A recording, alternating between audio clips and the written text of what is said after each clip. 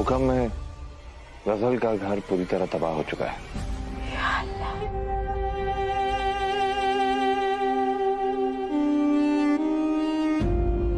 इसलिए मैंने सोचा उसे घर लाना ही सही होगा।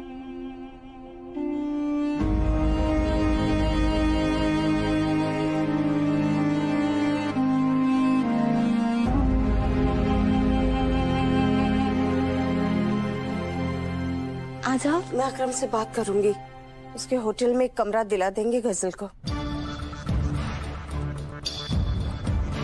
होटल की क्या जरूरत है दादी अम्मी? गजल कोई पराई थोड़ी ना है।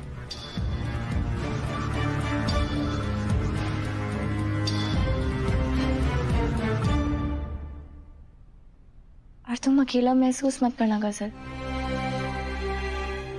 ये समझो कि अल्लाह मियां ने अगर तुमसे तुम्हारा घर छीन लिया ना, पर साथ ही साथ घर वाले दे दिए।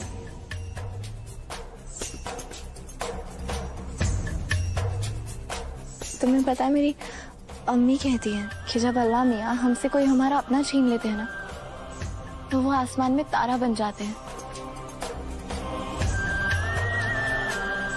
भूकंप तुमसे तुम्हारा घर छीन सकता है, उसे तोड़ सकता है, लेकिन आसमान का तारा तो नहीं तोड़ सकता ना।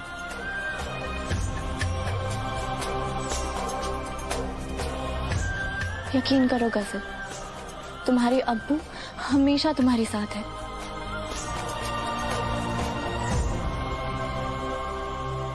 और तुमने देखा, मैं सही कहती थी ना।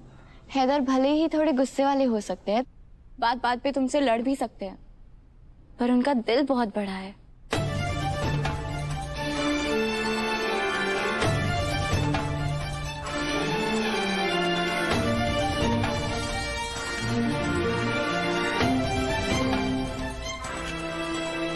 हैदर, हमने बिल्कुल सही किया।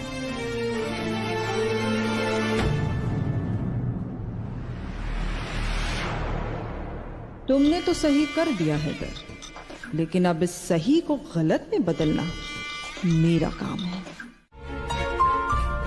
लेकिन दादी अम्मी, अगर पता चल भी गया तो क्या हुआ?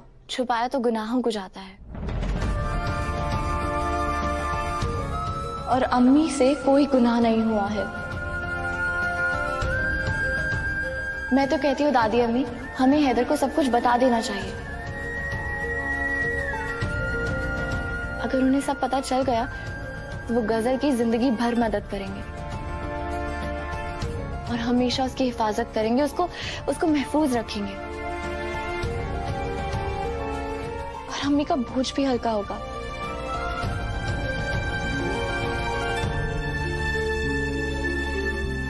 दुल्हन, जो मैं देख पा रही हूँ वो तुम क्यों नहीं देख पा रही? हैदर के लिए हीना से बढ़कर और कोई नहीं, तुम भी नहीं। अगर हैदर को पता चला कि हीना गजल की गुनहगार है, तो वो अपनी माँ को उसके गुनाहों की माफी दिलाने के लिए किसी भी हद तक जा सकता है। मेरी बात ध्यान से सुनो। उस राज के बारे में न गजल को पता चलना चाहिए और न ही हैदर को। पर दादी अम्मी, हम कब तक ये बात छुपाएंगे?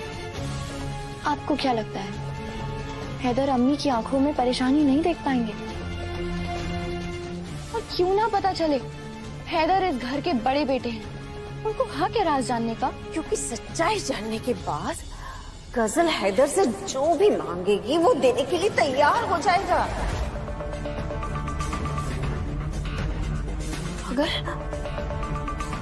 अगर उसने रहमानी साहब की आखिरी ख्वाहिश पूरी करने की मांग की तो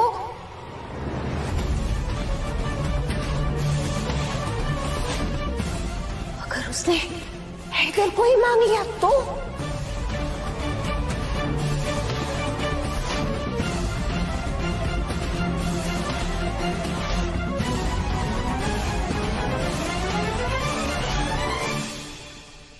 नहीं नहीं दादी अम्मी, कैसी बातें कर रही हैं आप? मैं जितना गजल को जानती हूँ वो ऐसा कभी नहीं करेगी। और आप अपने हैदर को नहीं जानती क्या? अगर गजल ने ऐसी कोई मांग कर भी दी तो हैदर उसके लिए कभी राजी नहीं होंगे। और मुझे अपने हैदर पर पूरा भरोसा है। तुमसे ज्यादा जिंदगी का तजुर्बा मुझे है दुल्हन।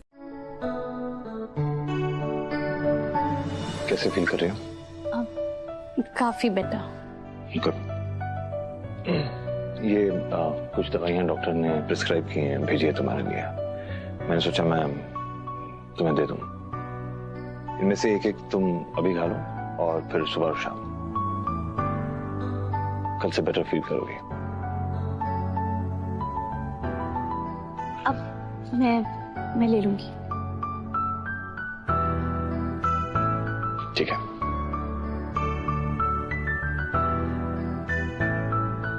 Thank you Haider. अरे आप भी यहाँ हैं? गजल, रात को यहाँ बहुत ठंड हो जाती है तो मैं तुम्हारे लिए कंबल ले आई। और तुम कोई भी इधर उधर की बात मत सोचना। तुम यहाँ पे मेहमान की तरह नहीं, मेरी दोस्त की तरह आई हो। और अगर कुछ भी चाहिए, किसी भी चीज की जरूरत हो तो तुम मुझे आधी रात को भी उठा सकती हो। थैंक यू दुआ। शब्बा खैर। शब्बा खैर।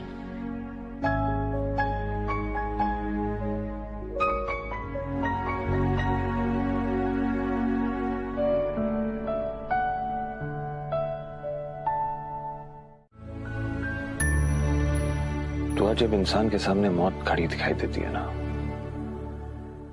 तो इंसान का नजरिया ही बदल जाता है। जिन बातों पे मैं नाराज होता था, जिन बातों पे मैं चिढ़ता था, समझो कि वो सारी बातें मुझे छोटी और बहुत बहुत मामूली लगने लगी हैं। और एक गजल, इस लड़के को मैं समझता था कि ये बहुत जिद्दी है, बदतमीज है,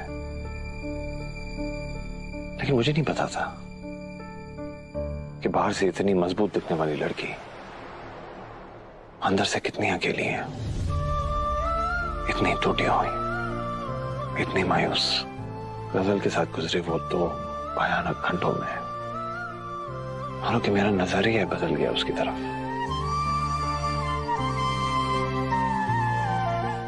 तेरा प्यार सानू हो पिया दसदा, तेरा प्यार सानू हो पिया दसदा, तेरे बिना नहीं। ये रूहान भी ना हमारे बीते वक्त को खास बनाने की कोशिश करता रहता है। नहीं प्यार साडा सजदा, महल्ले विचों कूच ना करी वे माया। तो लगता है कि ये रूहान ने किया, विचों कूच ना करी। इसमें तुम्हारी कोई गलती नहीं है। आज तक पूरी तरह अपने प्यार का इजहार नहीं कर पाया ना तुमसे, शायद इसलिए। कोई बात नहीं। हैदर, ये सब आपने किया?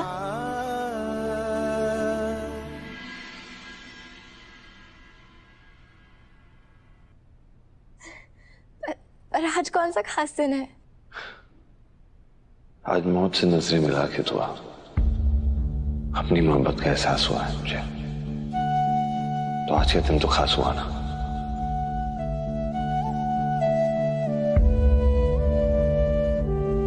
तीन सालों में नहीं किया ना कहा, वो आज कहना चाहता हूं।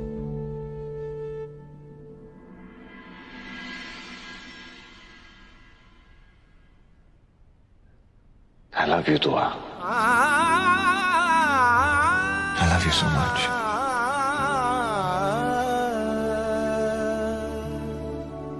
मेरे सामने आके बैठा रहो, मेरे सामने आके बैठा रहो, तू जुल्फ सजा के बैठा रहो, तू जुल्फ सजा के बैठा रहो, आज नैन मिला के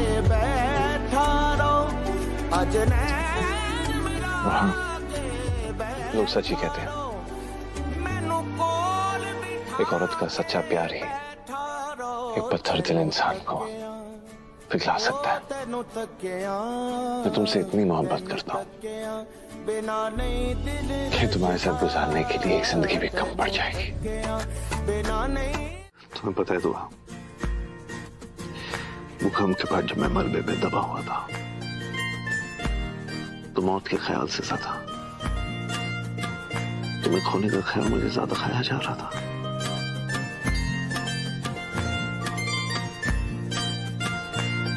ये सोच रहा था कि उम्र भर मैंने यही कहना तुम्हें कि तुम मेरी आदत हो। मैं गलत था, तुम मेरी आदत नहीं, तुम मेरी मोहब्बत हो, शिद्दत वाली मोहब्बत। और आने वाले 75 सालों में मैं 75 भाई ये कहना चाहता हूं कि मैं तुमसे प्यार करता हूं।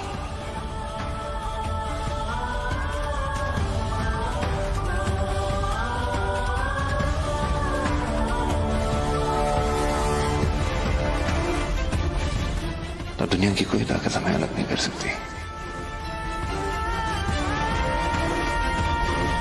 क्या हो गया आपको? हीना! अरे क्या हो गया हीना बेबी? क्या हुआ अम्मी? ठीक तो आप? उठिए। उठिए आराम कीजिए। क्या हो गया अम्मी? हाँ, चक्कर आ गया आपको? वो यही थी।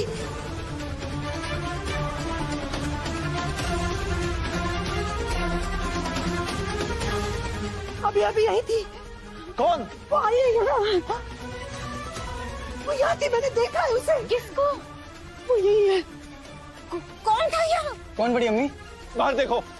वहाँ वो यहाँ थी, मैंने देखा है उसे। अम्मी। कौन है ना? ओके ठीक है। हीना यहाँ तो कोई नहीं है। बड़े में बाहर कोई भी नहीं है।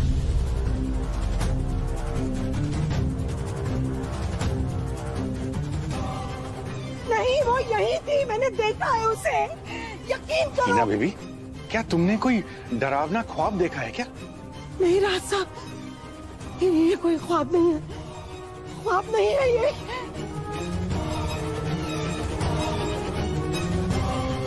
वो यही है।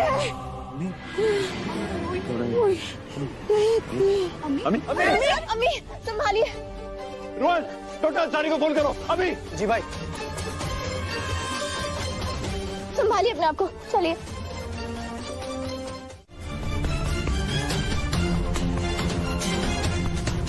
उसके अलावा एक और पैरों के निशान देखे मैंने।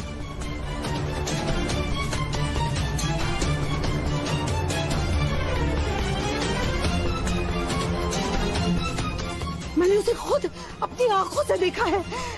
हाँ, मैं उसका चेहरा नहीं देख सकी, लेकिन वही है। हीना,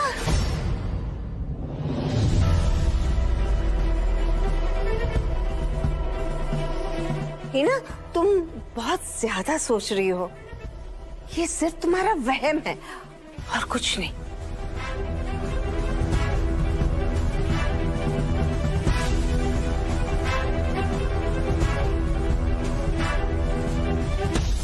बड़ी अम्मी, मैंने पूरा घर अच्छी तरीके से चेक कर लिया, पूरे घर में कोई भी नहीं है।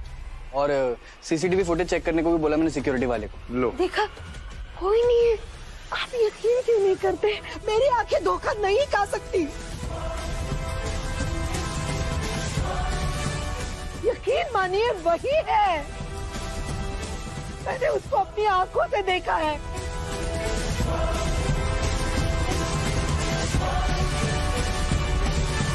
वो यही है, आस पास है वो। अभी देखिए, अभी मेरी बात सुनिए। डॉक्टर अंसारी आए थे, उन्होंने कहा है कि आपको स्ट्रेस नहीं लेना है। ये स्ट्रेस की वजह से हो रहा है आपको। देखिए, आपको आराम करने की जरूरत है। आप आराम फरमाइए, ठीक है? आप थोड़ा आराम कीजिए। आप लेटिए ना प्लीज। आपके लिए आराम नहीं रहे हो। मैं सब समझ रहा हूँ। नहीं बेटा, ये मेरा वहम नहीं है। मैं कहाँ कह रहा हूँ कि आप उसके पैरों के निशान देखे मैंने वहाँ पर। कोई बात नहीं। अम्मी, आप प्लीज। नहीं बेटा, अम्मी, कैसे आराम करूँ? चलिए आप लोग मेरे साथ। अच्छा ठीक है अम्मी कोई बात चलो चलो आप मेरे साथ चलो। चलो संभाल के हैदर, संभालो।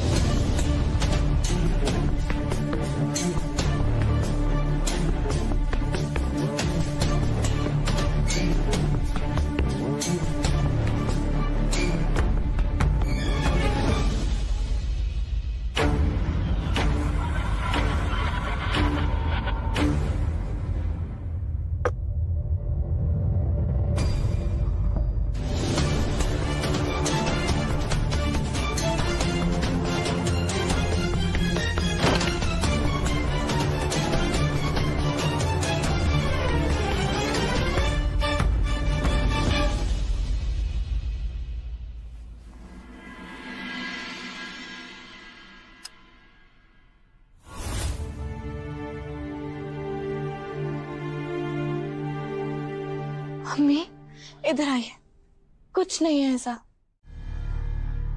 नहीं, ये गलत है। शादीशुदा आदमी के बारे में दिल में ख्याल लाना भी गुनाह है। अल्लाह मियां, ये क्या हो रहा है मेरे साथ? मैं खुद को क्यों नहीं रोक पा रही हूँ?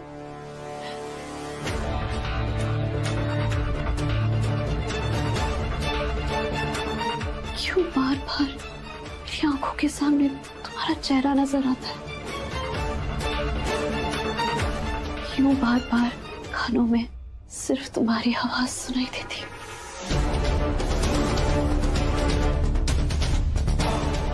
क्यों तुम किसी और की हो, फिर भी मेरा दिल तुम्हें क्यों हासिल करना चाहता है हैदर?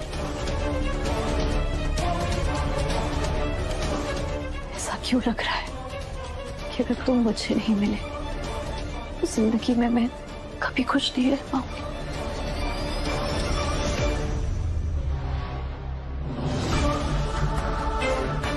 खुदा खैर करे, इसे कहते हैं सोने पे सुहागा।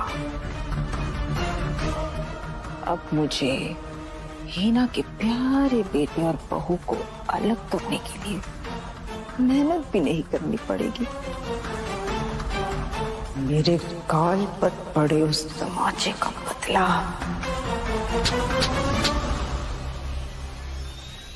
अब ये लड़की लेगी।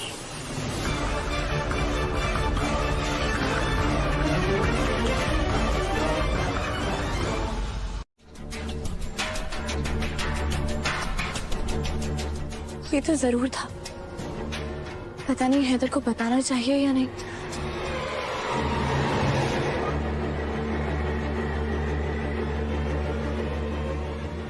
ये गजल इतनी रात को हमारे कमरे के बाहर क्या कर रही है? I love you Haider.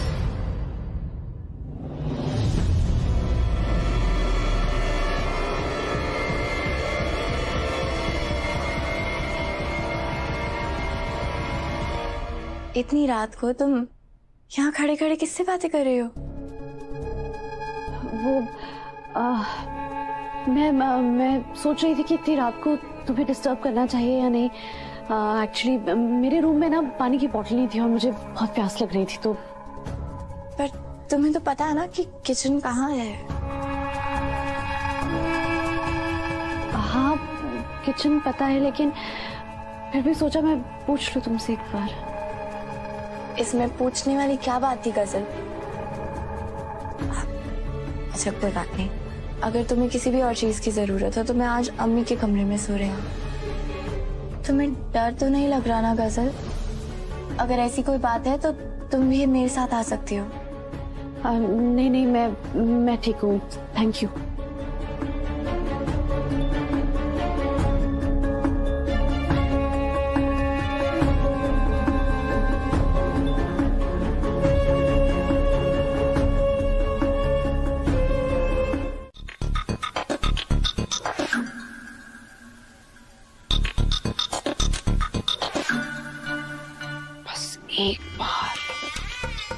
एक बार इस लड़की को पता चल जाए कि इसकी माँ की कातिल हीना है तो बस। अगर ये राज तुमने किसी के सामने खोला तो मैं तुम्हें तलाक जरूर दे दूंगा।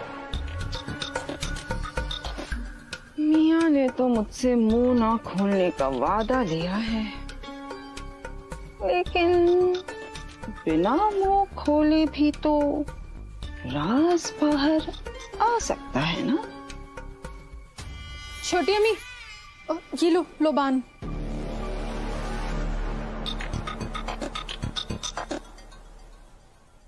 वैसे आपने लोबान क्यों मंगाया है?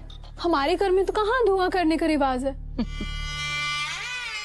जहाँ आग उठती है वहां धुआं भी उठता है।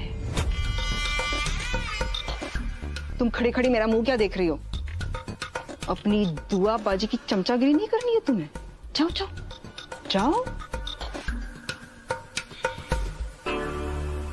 घर में बड़ा तमाशा कराने के लिए ये छोटा सा नाटक कर ही सकती हूँ मैं।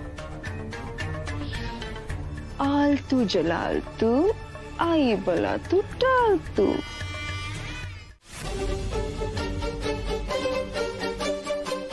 तू और हीना आंटी मेरी कितनी फिक्र करती है ये मैं देख चुकी हूँ, तो वो मुझसे कुछ भी क्यों छुपाएंगी।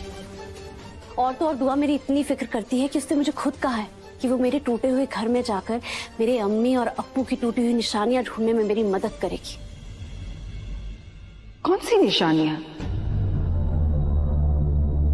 मेरे अब्बू की छड़ी और मेरी अम्मी का ट्रांजिस्टर जिसमें उनकी आवाज रिकॉर्ड की हुई थी।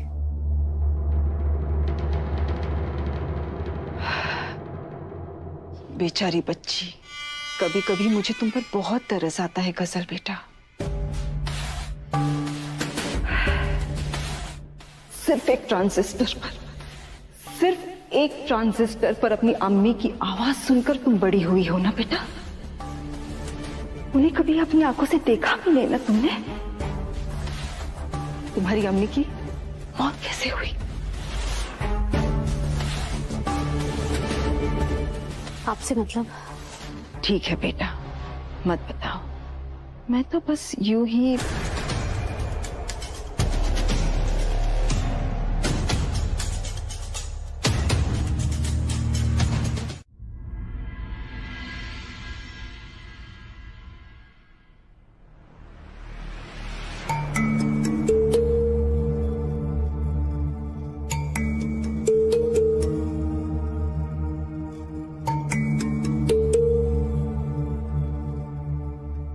अरे बेटा पराठा दे दो। जी अब्बू जी।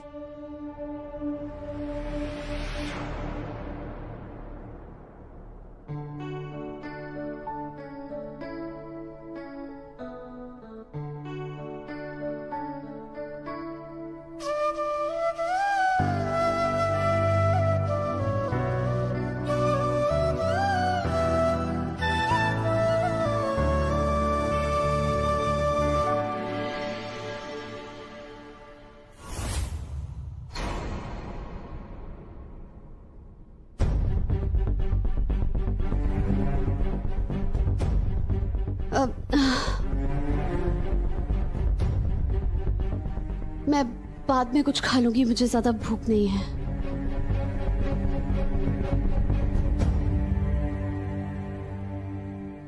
चुपचाप बैठ जा।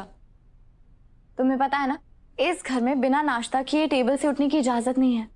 बैठो। कोई ना, बैठो, खाना खाओ। क्या कर रहे हैं आप हैदर? सब लोग बैठे हैं। 18-19 साल के बच्चों जैसा बर्ताव क्यों कर रहे हैं? छोड़िए।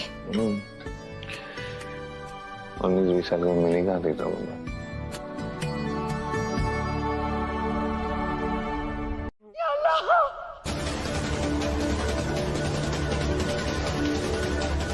अम्मी, ये बाहर हटाओ मेरी नजरों के सामने से। ये बाहर हटाओ। आंटी क्या हो गया? के सामने से। नहीं, ये बाहर हटाओ। नहीं देखने मुझे। दूर करो इसे मेरी नजरों के सामने से। हीना आंटी ये आर्टिकल देखकर क्यों चला रही हैं? हटा दो इसे।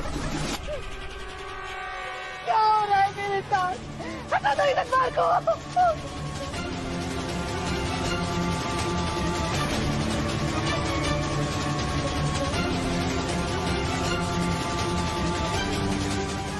अम्मी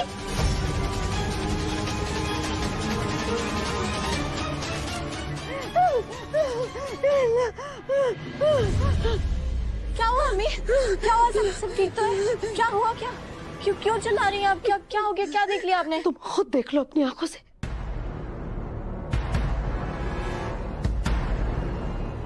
मैंने कहा ना वो वापस आ गई है। तुम देख लो अपनी आंखों से, भगवान में देख लो तुम। क्या देखा है आपने ऐसे?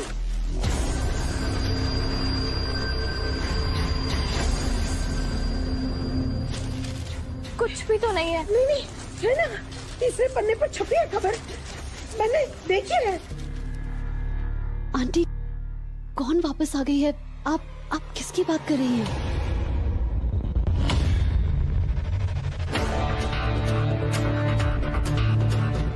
कोई सवाल नहीं करेगा हिना से, आराम करने दो इसे। और तुम चलो बाहर जाओ। तुम मैंने कहा ना बाहर जाओ। बेबी डॉल, कोई बात जरूर है जिसकी वजह से हिना आंटी परेशान है। जो भी है वो हम देख लेंगे,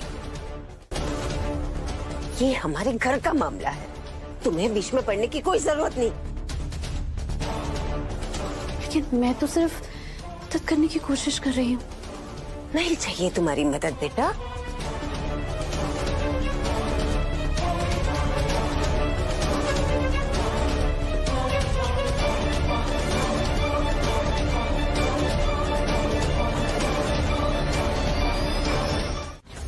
तुम्हारी परवाह करना तो दूर, हैदर तुम्हारे बारे में सोचेगा भी नहीं बेटा, क्योंकि दुआ ने उसे पूरी तरह से अपने बस में कर रखा है। इसलिए मेरी बात मानो बेटा, तो अपनी जान किसी ऐसे तोते में मत डाल देना जो खुद किसी और के पिंजरे में कैद है।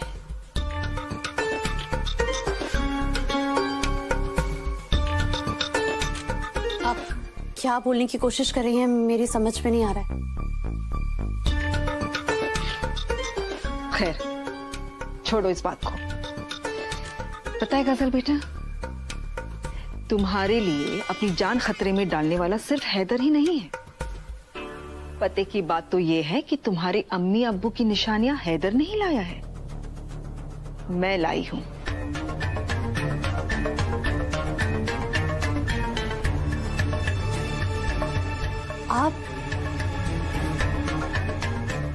आप मेरे घर गई थी।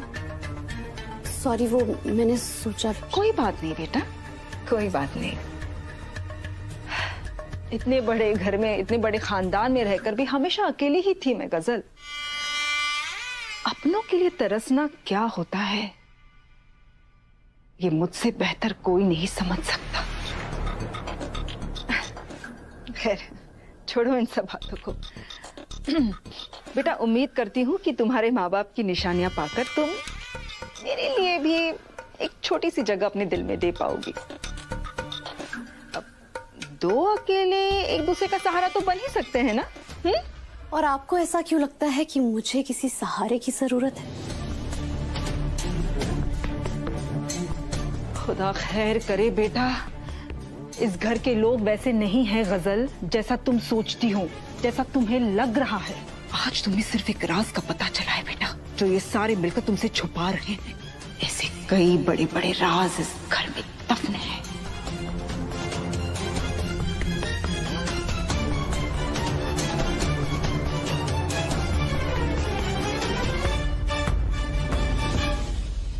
बस कीजिए।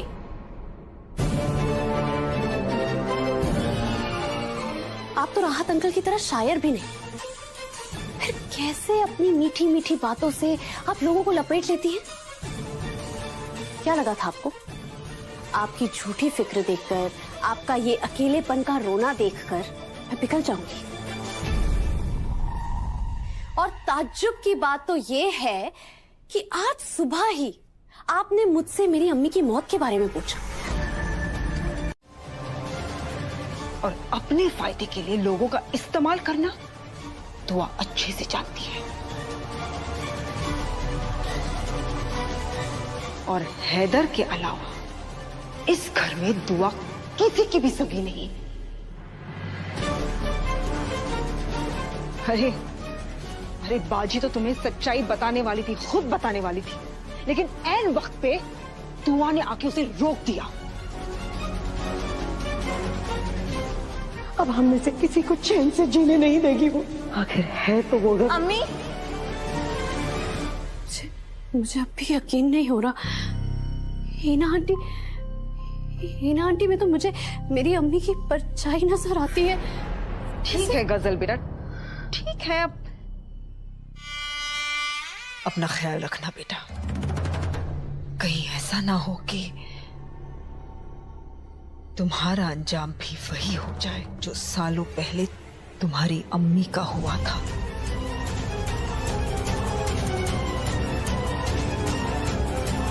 और लीजिए। नहीं बस शुक्रिया बेटा।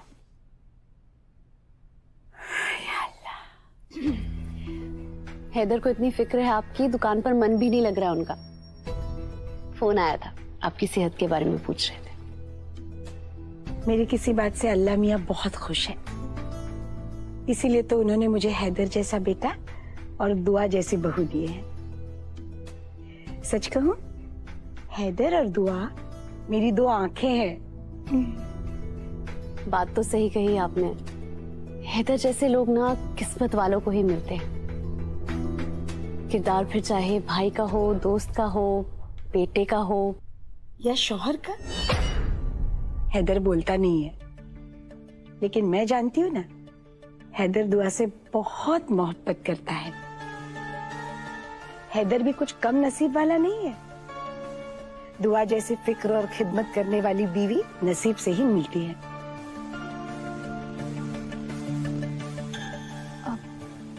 आंटी एक बात पूछूं आपसे?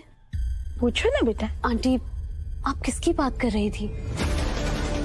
कौन वापस आ गई है? कौन है जो आपसे बदला लेना चाहती है? आंटी देखिए, आपके दिल में जो भी है ना, आप मुझे बता सकती हैं। मैं प्रॉमिस, मैं कभी किसी को नहीं बताऊंगी।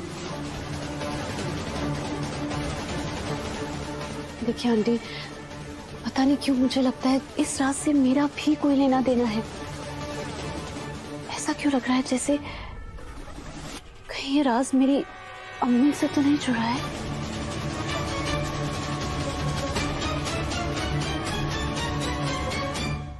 कितना मुश्किल रहा होगा बिन माँ के गुजारा करना मेरी बच्ची। तुम्हारी मुश्किलों के बारे में सोचती हूँ तो दिल टूटता है मेरा। क्या हो रहा है ये सब?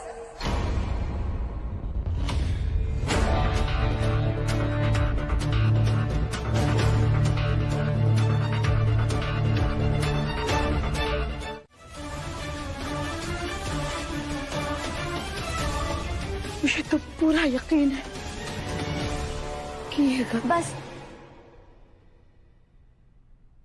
अब इस बारे में कोई बात नहीं करेगा।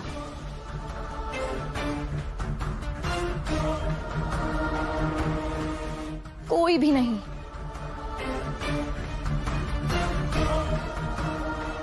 अम्मी आपकी तस्बीह कहाँ? लीजिए, अपनी तस्बीह लीजिए और अल्लाह पाक को याद करिए। ऐसे ख्याल जहन में आना बंद हो जाएंगे।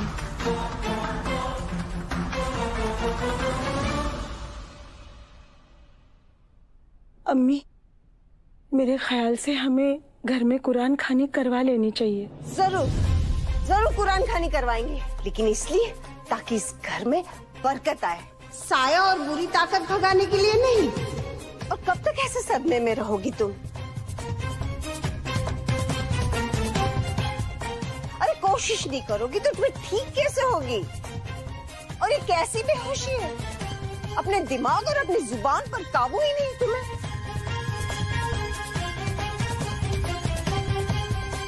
दादी अम्मी, ऐसा तो नहीं है ना कि जानबूझ के अपनी तबीयत खराब कर रही है, उसका ढोंग कर रही है, नाटक कर रही है उसका? हैदर, बड़ों के बीच में बोलने की इजाजत किसने दी तुम्हें?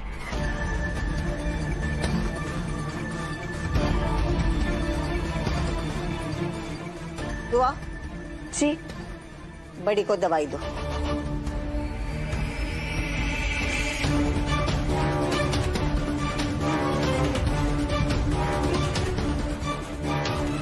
बाकी सब इस कमरे से बाहर जाओ। जो मन में आ रहा है आप करती जा रही हैं। आपको कितनी फिक्र है मेरी अम्मी की, ये हम सब जानते हैं। डरे हुए को और डरा रही है।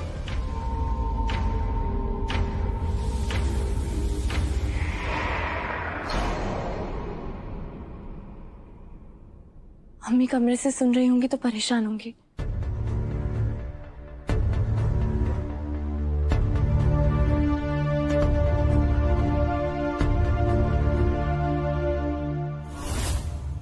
कोई दुश्मनी ना होते हुए भी आपने तो सब कुछ छीन लिया मुझसे।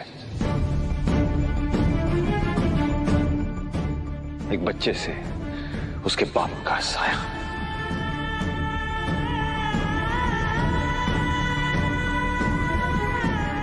एक बच्चे की अम्मी के चेहरे पे उसकी हंसी, सब कुछ तो ले लिया आपने, कुछ और बाकी है अभी।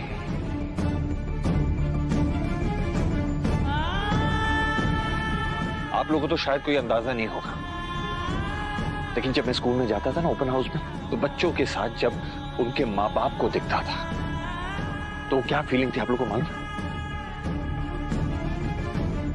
क्योंकि मेरे साथ सिर्फ मेरी अम्मी खड़ी रहती थी और कोई नहीं।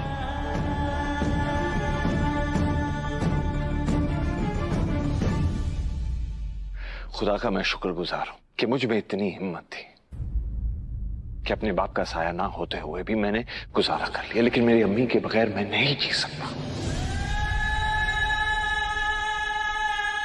तो प्लीज मेरी अम्मी को बख्श दीजिए, वैसे भी वो परेशान है और परेशान मत कीजिए उन्हें। अपनी छोटी अम्मी पे ऐसे तोहमतें लगाना तुम्हारा हक नहीं बनता है इधर। छोटी बड़ी तो सिर्फ गलतियां होती हैं, मां तो सिर्फ एक होती है।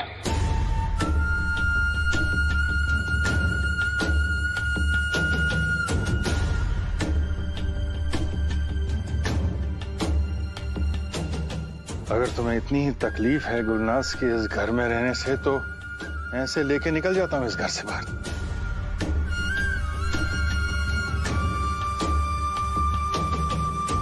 चले जाते? आप कब तक चलते जाएंगे राजा? अम्मी के कमरे से चले गए, अम्मी के अरमानों से चले गए, मेरे और कायनात के बचपन से निकल गया। अब कहां जाना चाहते? घर छोड़ के चले जाना चाहते हैं? कहां जाना चाहते हैं? कभी आपने ये कहा है कि मैं तुम्हारी मां तुम्हारे साथ डट के यहीं खड़ा रहूंगा? कभी कहा है आपने कि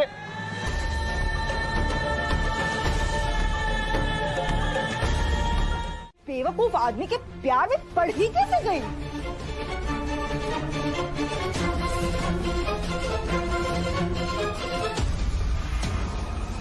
अरे बात बात पर तो गुस्सा करता रहता है वो, तेवर दिखाता रहता है, पता नहीं क्या सोचता है वो अपने आप को। खैर करे, काश उस हैदर का कारोबार चलता ही नहीं। अरे सड़कों पर धूल मिट्टी चाटता रहता ना, तब जाके उसे उसकी औकात पता चलती। अरे एक नजर बर्दाश्त नहीं कर सकती मैं उस आदमी को। काश काश मैं तो यही दुआ कर रही थी कि उस भूकंप में मर मुरा जाता ना तो अच्छा होता। मैं तो अब भी दुआ करती हूँ। तो आखिर तीर निशाने पर लग ही गया। बेटा यही तो कबूल करवाना चाहती थी मैं तुमसे। प्यार किया कोई चोरी नहीं की, छुप छुप आहे भरना क्या। नहीं नहीं, sorry, I am really sorry aunty. क्या हो गया? ये वो सारी गलती ना मेरी है। मुझे हैदर का ख्याल अपने दिल में लाना ही नहीं चाहिए था, लेकिन मैं क्या करूं? आप प्लीज किसी को मत बताइएगा। मैं ये घर छोड़कर चली जाऊंगी। मैं दुआ और हैदर की जिंदगी में नहीं आऊंगी, प्रॉमिस। ठीक है, तो फिर जो गलत हो रहा है हो जाने दो। छीन लेने दो इन लोगों को तुमसे तुम्हारा हक। मतलब अब सब कुछ मैं ही पता लगा कर बताओ तुम्हें। तुम भी तो मेहनत करो।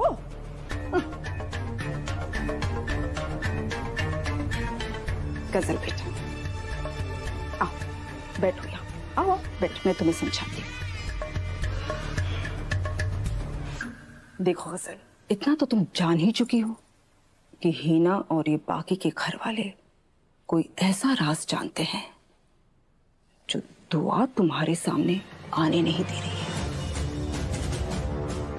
मुझे लगता है कि वो राज तुम्हारी अम्मी की मौत के बारे में है। सबसे पहले तुम्हें हीना से वो राज निकलवाना पड़ेगा। हैदर को पाने के लिए बेटा, अपनी मोहब्बत को हासिल करने का वक्त आ गया है। गजल,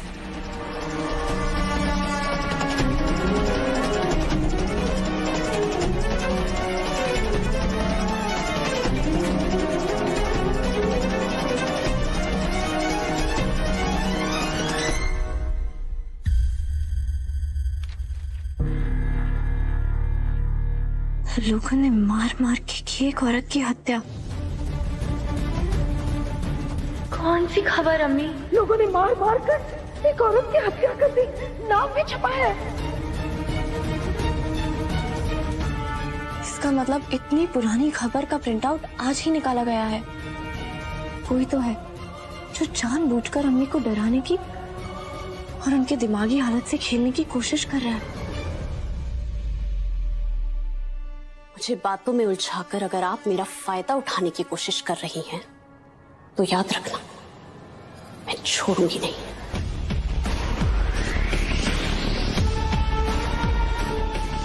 लेकिन हाँ, अगर आप सच बोल रही हैं और तो अगर दोस्ती की आड़ में मुझसे मेरा कोई भी हक छीन रही है, तो मैं वो हक हासिल करके रहूंगी।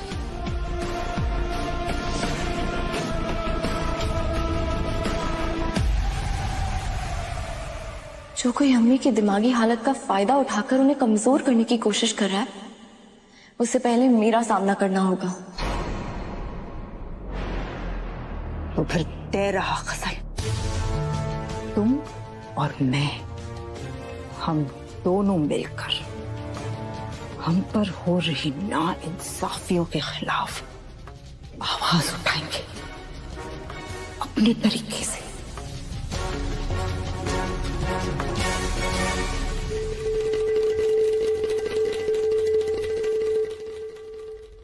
आज रात मैं उस राज का पता लगाकर रहूंगी जो गुजरे हुए कल में मैंने खोया था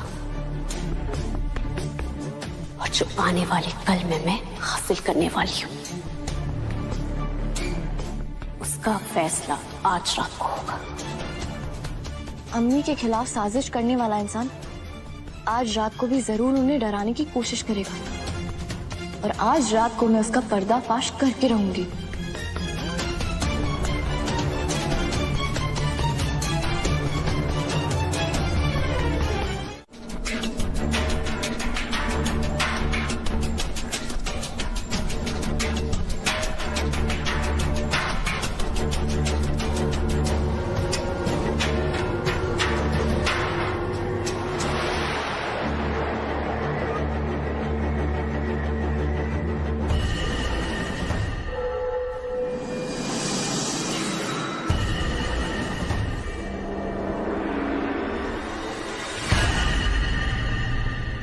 हीना, ओ हीना, उठ जाओ हीना, बड़ी चैन की नींद सो रही हो। हीना,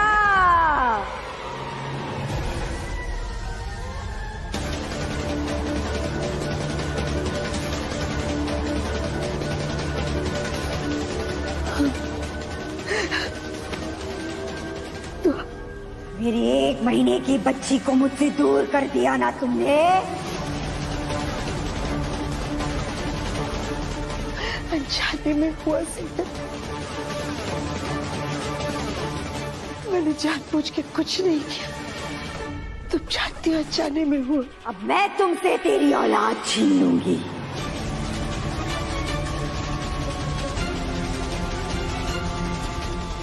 ना बचेगा बेटा और ना बचेगी तेरी बहू।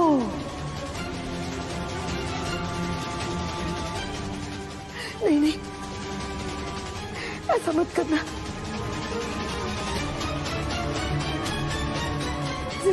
रुक जाओ, मत करो ऐसा। बख्श दो मेरे बच्चों को, बख्श दो मेरे बच्चों को। तुम्हारे बेटे हैदर के अंदर तुम्हारी जान बसती है ना।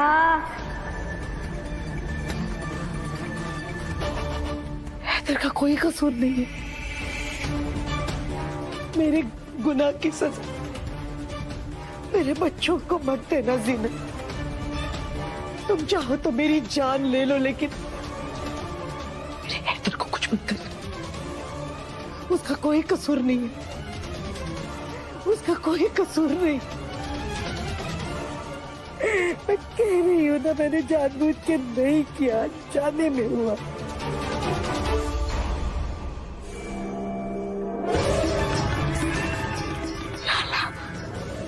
मेरी हैदर की जान को खतरा, मेरी हैदर की जान को खतरा।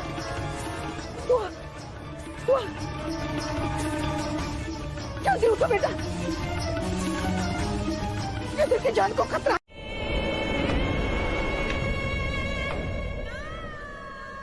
मेरी वजह से जान गई है उसकी।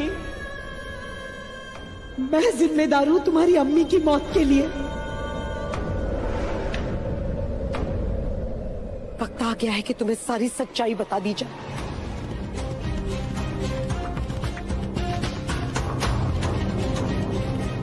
बहुत सालों पहले की बात है गजल। मेरा हैदर बहुत छोटा था। बचपन में एक बार बहुत बीमार पड़ गया था, इसीलिए मैं उसे लेकर उसके अब्बा के दुकान पर गई थी। लेकिन वहां मैंने देखा कि तुम्हारे अब्बू और अम्मी मेरे हैदर को लेकर भाग रहे थे। मैं उनके पीछे भागी, लेकिन तुम्हारे अब्बू मेरे हैदर को लेकर कहीं गायब हो गए। लेकिन मेरे हाथ जीनत लगी और लोगों ने उसे घेर लिया। मैंने बहुत बार बोला, मिन्नतें की कि उसे ना मारे, लेकिन आप लोग देख क्या रहे हो? मारो इसको। अरे क्या कर रहे हो? मारिए मत, उसे बताने दीजिए मेरा हैदर कहाँ है। अरे मारिए मत, अरे मारिए मत।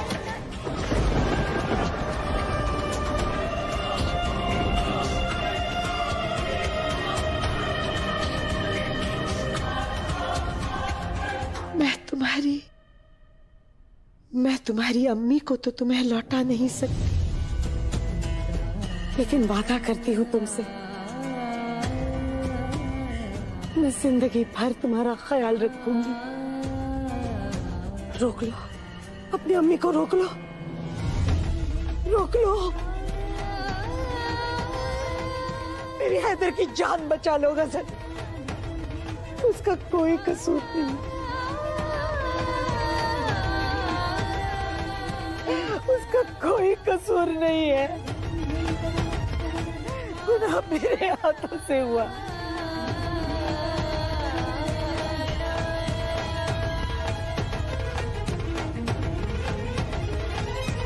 गुनाह मुझसे हुआ, उसका बदला हैदर से क्यों?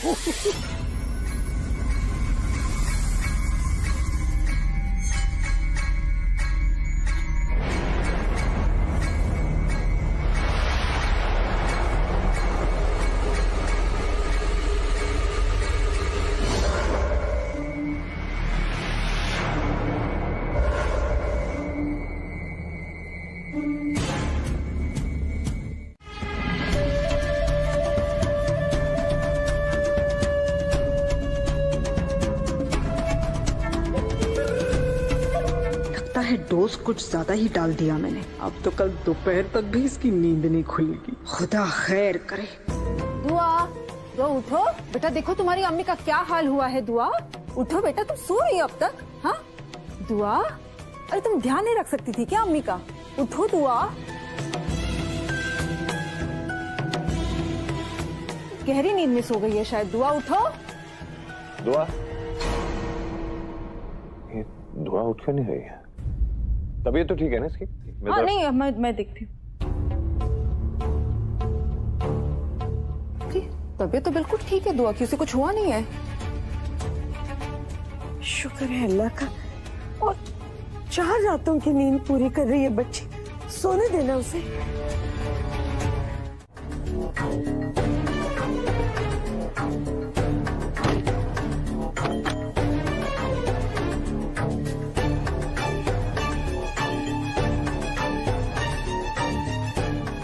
हसन बेटा,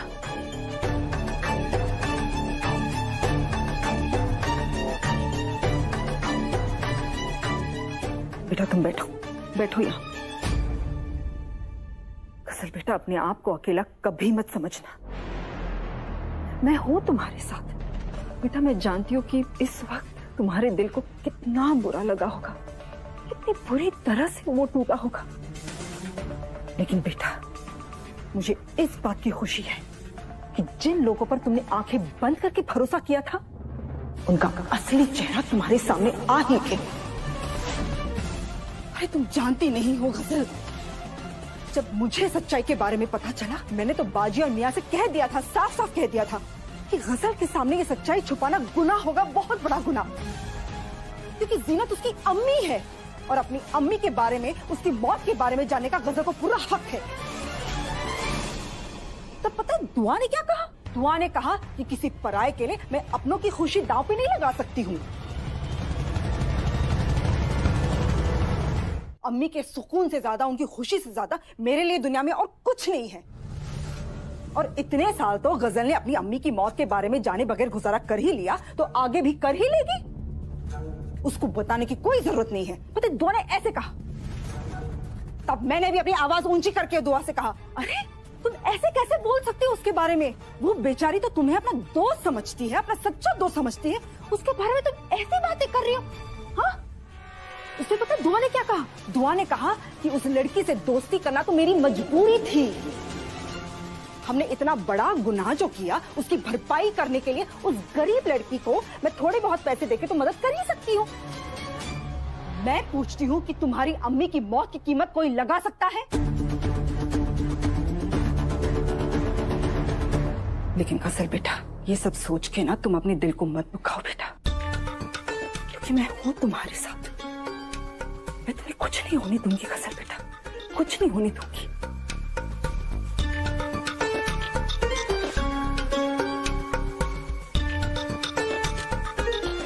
गजल बेटा, वैसे तो मैं तुम्हें ऐसी हालत में अकेला नहीं छोड़ना चाहती, लेकिन अगर ज्यादा देर तुम्हारे कमरे में रही ना तो उन लोगों को शक हो जाएगा मुझ पर, इसलिए मुझे जाना होगा बेटा। लेकिन गजल, तुम्हें फिक्र करने की कोई जरूरत नहीं है, मैं फिर से तुमसे मिलने आऊंगी, ठीक है बेटा? और हाँ, अगर किसी भी चीज की जरूरत हो। गजल, अपनी दोस्त को एक बार गले भी नहीं लगाओगी?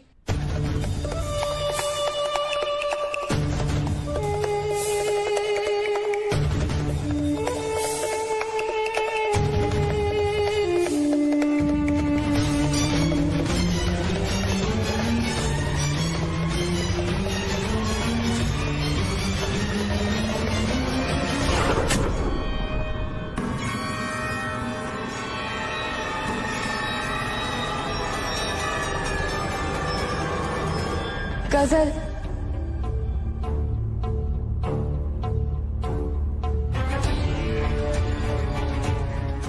देखो एक बार मुझे गले लगा लो तो मुझे यकीन हो जाएगा कि हमारी दोस्ती सलामत है।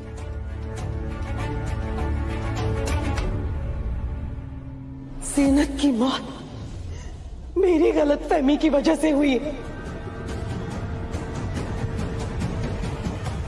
मैं जिम्मेदार हूं तुम्हारी अम्मी की मौत के।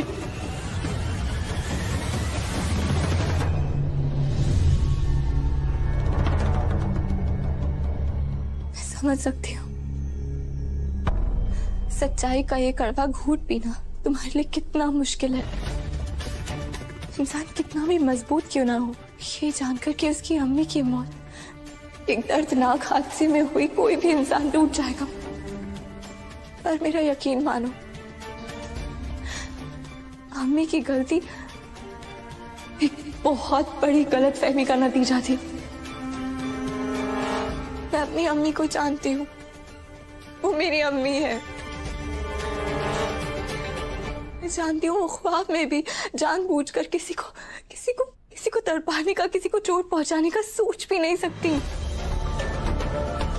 अम्मी पिछले 22 साल से उस गलती का बोझ अकेले ढो रही हैं।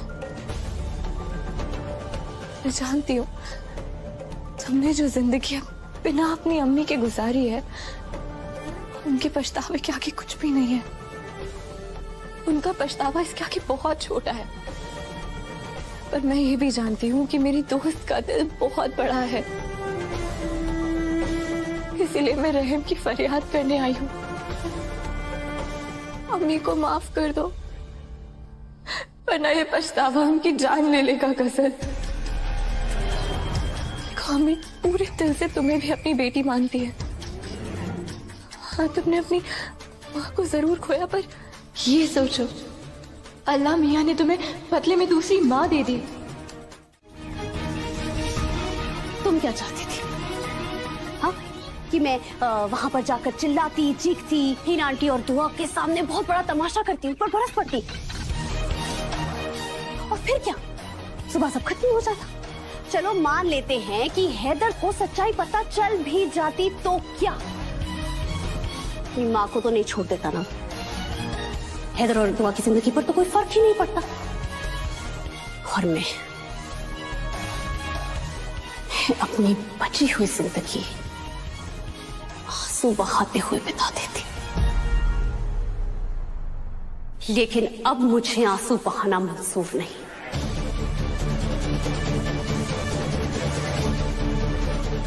आंसू लिखे जाएंगे तो दुआ की तकदीर में।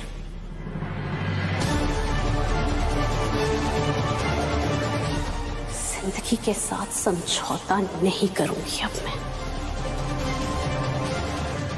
जो मेरा हक है वो मुझे चाहिए।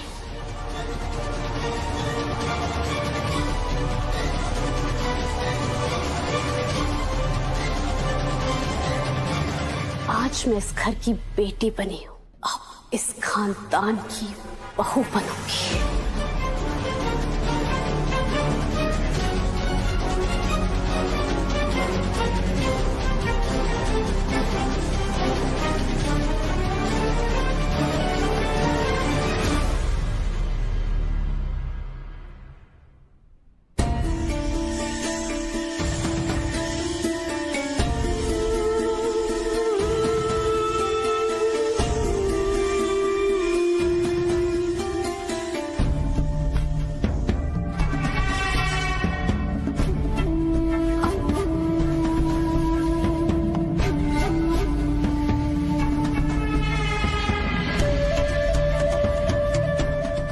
तो मैं अब समझ चुकी हूं, हैदर हीना की कमजोरी है और दुआ उसकी ताकत,